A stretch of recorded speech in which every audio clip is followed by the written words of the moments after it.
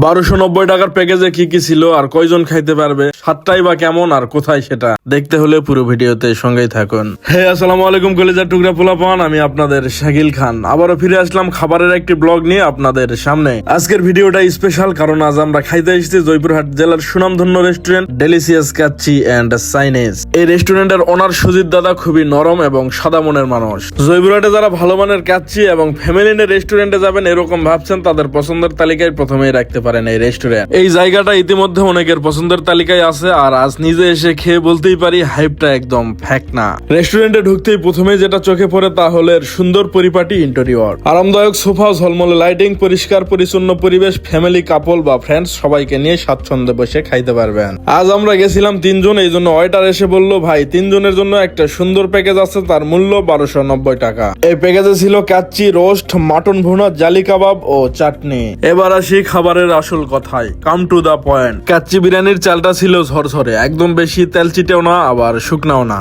মশলার ব্যালেন্স খুবই সুন্দরভাবে করা, ঝাল, সুগন্ধ আর স্বাদ সবকিছু একসাথে ঠিকঠাক। মাটনের কথা আলাদা ভাবে বলতেই হয়, মাংস ছিল নরম, ভালোভাবে রান্না করা, হাড় থেকে সহজেই আলাদা হয়ে যাচ্ছে।